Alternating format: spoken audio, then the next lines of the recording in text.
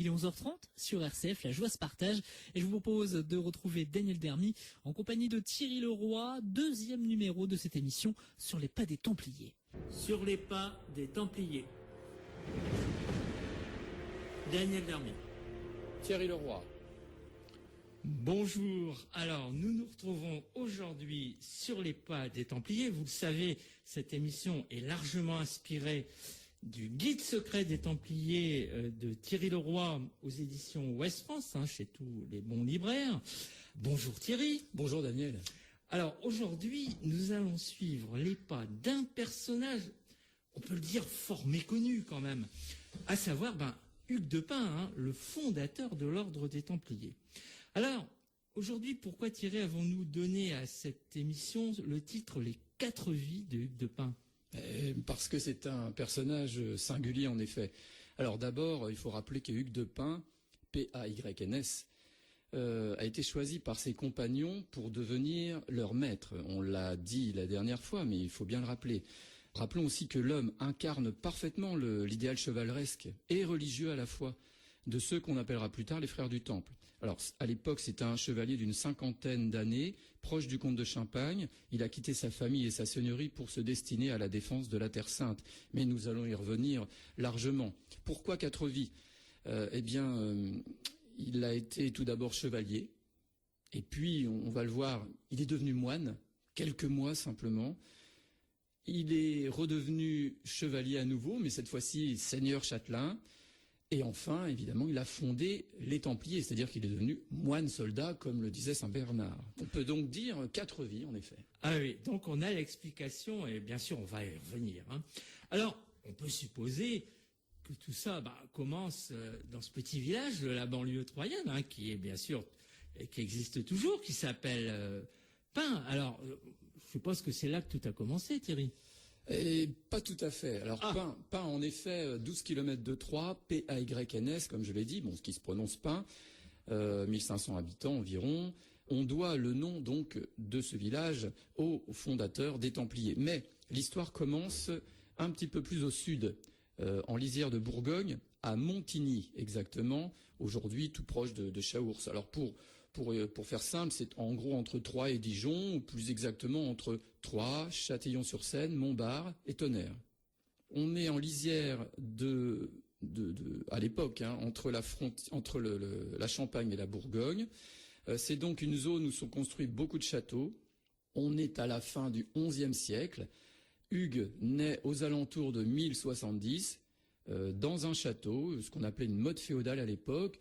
Une butte naturelle, puisque c'est un paysage vallonné du côté de Montigny, au sud de Chaours. Paysage vallonné, verdoyant, un château féodal, une tour simplement, très certainement. Et donc une zone de contact importante. Et là, on fait connaissance avec la famille de Montigny, justement. Alors, une question, bien sûr, que vont se poser nos éditeurs, pourquoi Hugues de Pin et pas Hugues de Montigny, tout simplement ? C'est tout l'intérêt de notre histoire, justement. Il faut dire que le grand-père de notre personnage, de celui qui nous intéresse aujourd'hui, son grand-père s'appelait également Hugues. Allons bon. Oui, c'est vrai que ça complique un peu les choses, mais c'est comme ça. Il faut dire que depuis Hugues Capet, le prénom Hugues était très, très à la mode chez les nobles. Donc le grand-père de notre Hugues s'appelait lui-même Hugues de Pin, oui, il s'appelait Hugues de Pin, le grand-père, mais il était seigneur de Montigny, tout simplement parce qu'il avait dû se marier avec l'héritière des châtelains de Montigny. Comme ça se faisait beaucoup. Et parce qu'il venait de Pin, justement, des bords de la Seine, aux environs de Troyes. Alors, ce grand-père, Hugues, a eu notamment un fils, Gauthier, qui est devenu lui-même seigneur de Montigny à la mort de son père, et ce Gauthier de Montigny a eu lui-même 2 fils, Geoffroy, qui deviendra seigneur de Montigny, et un deuxième, Hugues, qui sera le fondateur des Templiers. Donc c'est celui qui nous intéresse particulièrement. Alors en effet, dans un premier temps, on le trouve dans les documents anciens sous le nom de Hugues de Montigny, puisque le 2 ne signifiait pas un nom de famille à l'époque, mais l'attachement à un fief. Alors, Hugues de Pin, Hugues de Montigny, maintenant on a bien compris. Alors il y a quand même une question qu'il faut se poser. Comment Thierry, tu as pu reconstituer tout ça ? Oui, c'est un véritable puzzle en vérité. que j'ai pu reconstituer grâce à quelques documents, et principalement un document qu'on appelle le cartulaire de l'abbaye de Molesme. Alors, un cartulaire, c'est un recueil de titres de propriété, si tu veux, qui était précieusement gardé dans le trésor des monastères, le trésor des abbayes, et qui était sorti en cas de litige à propos de l'appartenance d'une terre ou d'une autre. Mais ce qui nous intéresse vraiment dans ce genre de documents, c'est que ces documents sont les seuls qui ont gardé la trace des personnages qui ont fait les donations ou qui étaient présents lors des donations, puisque à l'époque, au XIIe, XIe, XIIe siècle, ce qui était important, c'était la parole donnée. Mais on donnait cette parole devant des témoins. Ces témoins étaient notés dans ces documents. Et aujourd'hui, ça nous permet de retracer donc, non pas des généalogies, mais d'avoir la trace, en fait. D'avoir la trace, parce que ce sont quand même des traces très fines, hein, oui, puisqu'il très peu nombreuses. Il faut le rappeler à nos auditeurs, à l'époque, on ne racontait pas l'histoire, comme aujourd'hui. Il y avait quelques chroniqueurs, mais en Champagne, et pour notre histoire à nous, on n'a pas de chroniqueurs du comté de Champagne, malheureusement.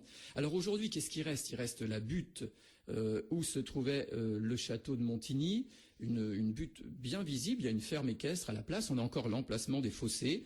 Et puis ce qui nous reste, c'est ce fameux cartulaire de l'abbaye de Molesme qui est conservé aux archives de Côte d'Or à Dijon et que j'ai consulté abondamment. Il y a aussi une édition qui en a été faite au XIXe siècle, qui se trouve dans toutes les bonnes bibliothèques. Ok, donc on a maintenant une idée de toute cette reconstitution. Alors revenons à Hugues, on va l'appeler de Montigny pour l'instant, et à son histoire. Que devient-il ? Alors, les actes de donation, justement, de ce cartulaire de l'abbaye de Molesme ne sont pas datés, mais j'ai pu reconstituer une chronologie. Alors, Hugues, le Hugues qui nous intéresse, s'est marié vraisemblablement aux alentours de 1090, avec une personne dont j'ai le nom, Emmeline de Touillon. Touillon, c'est un village qui se trouve à côté de Montbard aujourd'hui, tout près de l'abbaye de Fontenay. Mais ce qui est très intéressant, c'est que la famille de Touillon, à l'époque, était en famille justement avec la famille de Montbard, c'est-à-dire la famille maternelle de Bernard de Clairvaux. Eh oui. Donc, si tu veux, Hugues de Pin a été marié dans un premier temps avec Emmeline de Touillon, une parente, certes assez éloignée, mais une parente tout de même, du futur Bernard de Clairvaux qui naît à l'époque où Hugues de Pin se marie, justement. Hein. Alors, Hugues et Emmeline ont eu une fille, Audeline, qui sera mariée plus tard avec le seigneur d'Herville-Châtel, dans le sud aussi de la Champagne, sud du département de l'Aube aujourd'hui. Mais celle-ci, Emmeline, hein, la femme d'Hugues de Pin, va mourir rapidement. On ne sait pas exactement. Est-elle peut-être morte en couche, comme malheureusement ça se voyait beaucoup. C'est fort probable. Hein. À cette époque-là, c'était très, très souvent. Et justement, à la mort de sa femme, Hugues entre à l'abbaye de Molesme.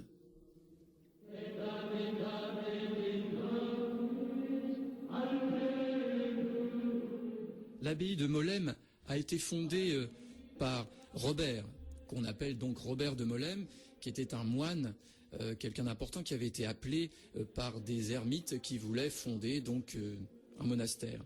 Ce Robert de Molesme est très important puisque c'est lui qui, quelques années plus tard, en 1098, va partir avec ses moines fonder l'abbaye de Cîteaux. Ce qu'il faut donc rappeler, et ce qu'il faut dire, ce qu'il faut annoncer surtout, c'est que Hugues, notre Hugues de Pin, le fondateur des Templiers, a très bien connu, du temps où il était moine, il a très bien connu le fondateur de Cîteaux, Saint Robert de Molesme. Alors, cet ordre cistercien dont on parle justement beaucoup aujourd'hui. Et dont on peut dire qu'ils sont les cousins spirituels des Templiers. Et oui. Alors, mais si Hugues est moine, comme on vient de le voir, comment redevient-il chevalier, on va dire? Qu'est-ce qui se passe? C'est le nœud de l'histoire, justement. Alors, rappelle-toi que Robert, comme je viens de le dire, Robert de Molesme, c'est lui qui a été fondé Cîteaux. Alors, pourquoi est-il allé fonder une deuxième abbaye? Eh bien, parce qu'à cette époque-là, le comte de Champagne venait assez souvent à Molesme. Bon, il faisait le tour de ses châteaux, il faisait le tour des abbayes qu'il avait dotées, mais il aimait particulièrement aller se recueillir avec toute sa cour, à Pâques, notamment lors de la Semaine Sainte et à Pâques, à l'abbaye de Molesme. Le problème, c'est que le comte était très, très chrétien, bien entendu. Il se recueillait, il faisait des dons à l'abbaye, ça allait très bien. Mais le problème, c'est qu'il était suivi par toute une cour bruyante, tapageuse peut-être qu'on organisait quelques quelques tournois, etc. Et Robert de Molesme, dans son idéal de pauvreté, de sainteté, ça ne lui convenait pas du tout. Il est donc parti, pas tout seul, avec quelques moines, du côté de Dijon, hein, dans un marécage, entouré de roseaux, de citeaux, justement, D'où le nom Citeaux. qu'il a appelé donc Citeaux, et c'est cette deuxième abbaye qu'il a fondée. Bon, le pape va lui dire de revenir très vite à Molesme ensuite, mais c'est à cette époque, l'époque où le comte visite l'abbaye de Molesme, c'est à cette époque que se fait une rencontre capitale pour notre histoire, la rencontre en effet entre le comte de Champagne et Hugues, notre Hugues, qui va sortir de l'abbaye finalement. Alors, quelle va être cette relation entre le comte de Champagne, alors qui s'appelle Hugues aussi, mais bon, passons, et notre Hugues de Pin? Eh bien, le comte de Champagne est forcément le suzerain, c'est-à-dire le supérieur, hein, de tous les seigneurs, de tous les chevaliers, de tous les champenois à l'époque, bien entendu. Et donc, Hugues, notre Hugues, est l'un de ses vassaux, forcément. Le comte lui-même est un homme fort. Il faut rappeler quand même qu'à cette époque, il vient d'élargir le comté de Troyes et que c'est l'époque de formation du comté de Champagne réellement, comme l'a expliqué le professeur Michel Bure. C'est l'époque de la création du comté de Champagne, du début du développement des foires aussi. Le comte est devenu comte en 1093, donc c'est très récent, hein. Là, on est dans les années 1098-99. Le comte a été marié avec la fille du roi à l'époque, Oui, Constance, oui. mais il ne prend pas part à la croisade parce que sinon il ne serait pas à Molesme comme je viens de le dire, puisque c'est l'époque exactement de la croisade aussi, de la première croisade. Non, le roi de France a été excommunié et donc la plupart des grands seigneurs de toute façon ne prennent pas part à cette première croisade. Le comte de Champagne non plus. Mais alors ce qui est très important à cette époque-là, donc à l'abbaye de Molesme, cette rencontre se produit. Et il se fait que Hugues sort du monastère, il rejoint la cour du comte de Champagne et celui-ci lui confie la terre et le fief de ses origines, le fief de Pin, à côté de Troyes, en bordure de Seine. Et ça c'est très important puisque comme toutes les places importantes le long de la Seine c'est vraiment l'axe principal du comté de Champagne, eh bien à Pin se trouve un château important qui se trouvait déjà là vraisemblablement depuis l'époque du grand-père, hein, dont on a parlé tout à l'heure.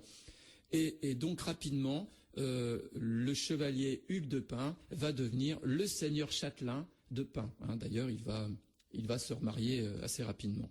Alors, on a l'explication de pourquoi à nouveau Hugues de Pin. Et après que devient Hugues chevalier, moine, puis à nouveau chevalier, eh bien, nous allons l'apprendre après cette petite pause musicale.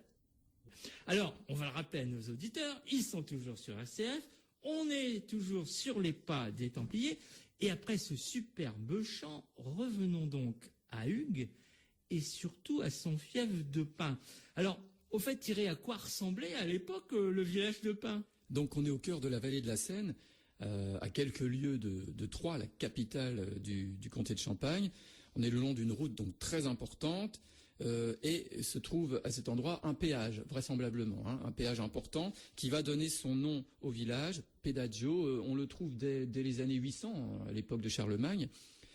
Mais l'étymologie va changer, il va y avoir une confusion de sens, et on va se retrouver avec, en latin, paganis, paganus, c'est-à-dire le sens de païen, païen, mais qui a redonné aussi paysan, pays. Et donc c'est l'origine de ce nom.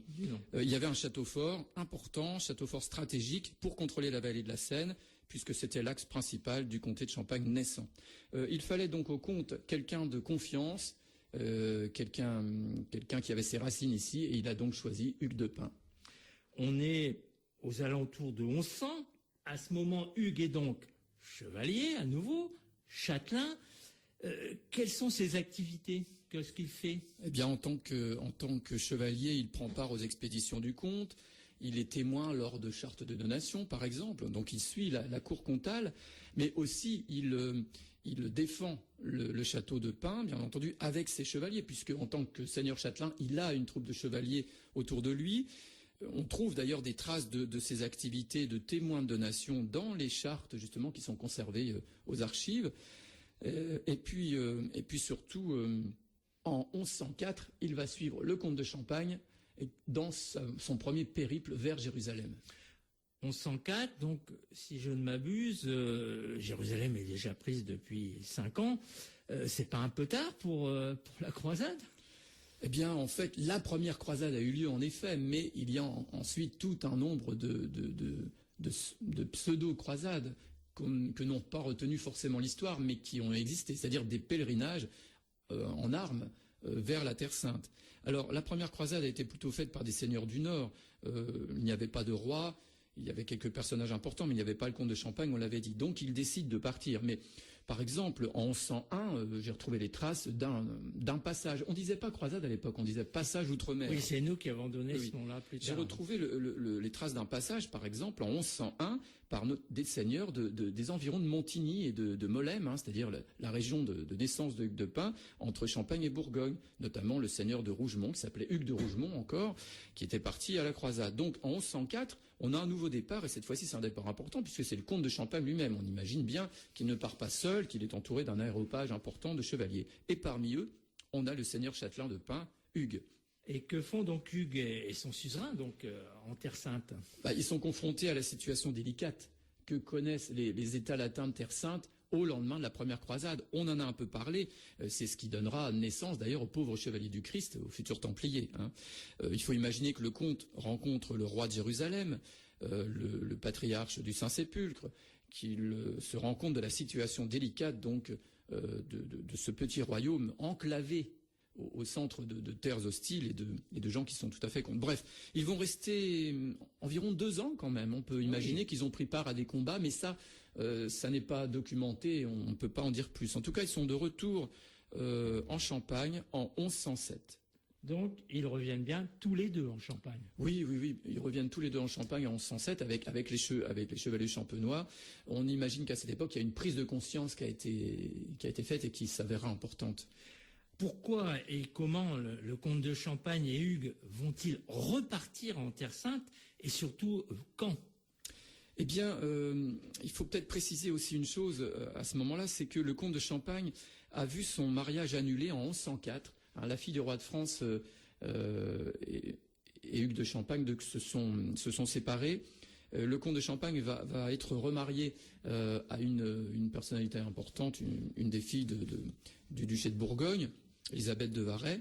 Mais Hugues de Pin, le personnage qui nous intéresse, se marie vraisemblablement aussi à cette époque, c'est-à-dire au tout début du XIIe siècle, vers les années 1100. Et il va avoir 4 fils.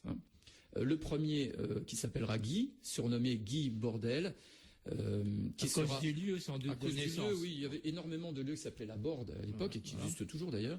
Guy Bordel donc sera le seigneur de Pin. Il aura une famille, il sera marié, on connaît le nom de sa femme, etc. Toute une dynastie va naître à partir de lui. Un autre fils, Thibaut, qui sera moine à Sainte-Colombe de Sens et qui deviendra abbé. Il connaîtra Saint Bernard. Il participera au fameux procès contre Abélard à Sens.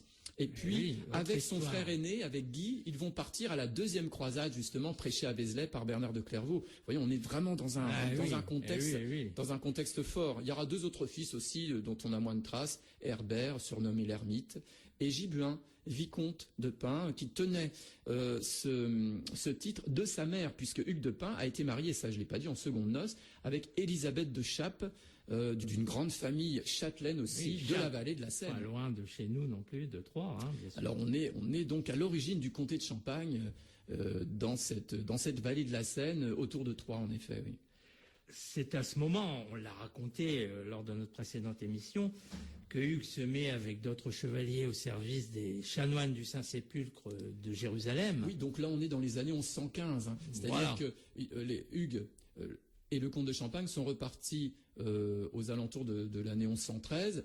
Le comte de Champagne est revenu, puisqu'il avait son comté à s'occuper, mais le seigneur de Pin est resté à Jérusalem, et c'est là que commence l'histoire des pauvres chevaliers du Christ qu'on a conté la semaine dernière. À partir de là, en 1125, va se produire un événement extrêmement important, et lequel, Thierry ? Eh bien, un soir de 1124, plus exactement, au retour de combat, la comtesse de Champagne présente à son époux leur fils, Eudes. Celui-ci esquisse un mouvement de recul, et le comte entre dans une colère véhémente. Il menace de jeter l'enfant dans la cheminée, accuse la comtesse d'adultère et déshérite son fils. Quelques mois plus tard, il confie ses domaines et sa couronne comtale à son neveu Thibaut de Blois. Il s'embarque pour la Palestine et s'engage dans la toute nouvelle chevalerie du Temple, aux grandes dames de Bernard de Clairvaux qui aurait préféré l'accueillir en son abbaye. L'arrivée du comte chez les Templiers leur fournit une caution de choix et un appui considérable pour leur future extension en Occident. Ce texte est extrait du guide secret des Templiers. Et donc, ce passage du comte de Champagne chez les Templiers, qui choisit donc la pauvreté, l'humilité, alors que c'était un des personnages les plus importants d'Occident, c'est quelque chose qui va vraiment changer. C'est extraordinaire quand même. Hein, c'est un événement très important qui va faire changer nos pauvres chevaliers du Christ, qui va les faire déboucher sur un plan beaucoup plus important. Et puis Hugues retourne en Occident. Alors là, nous l'avons raconté également, hein, ça va aboutir au concile de Troyes. Alors là, on est en 127, voilà, c'est plus tard. On est beaucoup plus tard. Mais par contre, ce qu'on n'a pas raconté, c'est ce que devient Hugues de Pint après 1129, après ce concile de Troyes. Oui, bien sûr. Alors déjà, peut-être une chose importante aussi, c'est qu'au moment où il fonde les pauvres chevaliers du Christ, en 1119, sa femme est restée en Occident. Et oui. Élisabeth de Chappe existait encore en 1170. Elle devait être très vieille. Elle devait être assez âgée, en effet. Oui. Mais surtout, elle a dû se retirer dans un couvent, puisque son mari entrait dans les ordres. Il fallait qu'elle-même sorte du monde. Alors, peut-être est-elle entrée au couvent du Paraclet, qui se trouvait tout proche de Pint et de Troyes, et qui est le fameux couvent d'Héloïse et Abélard. Oui. Mais là, nous n'avons pas retrouvé de documents pour l'attester. Comme quoi, toute l'histoire peut être liée. Alors, en 1129, donc, après le concile de Troyes, Hugues de Pint retourne en Orient, et là, il va mourir quelques années plus tard, en 1136, et probablement le 24 mai, d'après les documents que l'on a. Alors, il nous reste là un mystère. Un mystère que d'ailleurs, nos auditeurs, s'ils le souhaitent, retrouveront au musée de Pint, hein, je vous le rappelle, puisqu'il y a le musée des Templiers à Pint, ouvert tous les après-midi du mercredi au dimanche. C'est le mystère d'un buste reliquaire. Qu'est-ce que c'était que ce buste reliquaire ? Eh bien, là, c'est vraiment quelque chose de mystérieux, c'est vrai. Parmi les aveux du procès des Templiers, on a les aveux de Étienne de Troyes concernant l'adoration d'un reliquaire en forme de tête. Étienne de Troyes avait été interrogé à Poitiers en 1308 et il avait déclaré qu'il avait participé à une grande réunion générale, un chapitre général de l'ordre du Temple à Paris, et il raconte que la première nuit, un prêtre, précédé de 2 frères, tenant de grosses torches avec candélabres d'argent, apporta une tête et la déposa près de l'autel sur 2 coussins placés eux-mêmes sur un tapis de soie. Cette tête lui avait paru être de chair depuis le sommet jusqu'au nœud du cou, avec des cheveux blancs, sans aucun plaquage d'or ni d'argent. La face était également de chair et elle lui apparut très livide et très pâle, avec une barbe de poils noirs et blancs, semblable à celle des Templiers. Le visiteur se levant, dit alors à l'assemblée: « Allons, adorons la tête, offrons nos hommages à celui qui nous a fait ce que nous sommes et qui nous continue sa protection. » Tous s'étaient alors inclinés devant cette tête et l'adorèrent avec grande révérence. Et le Templier Étienne de Troyes précise qu'il a ouï dire que cette tête était celle du premier grand maître du Temple, Hugues de Pint lui-même. Extraordinaire, alors.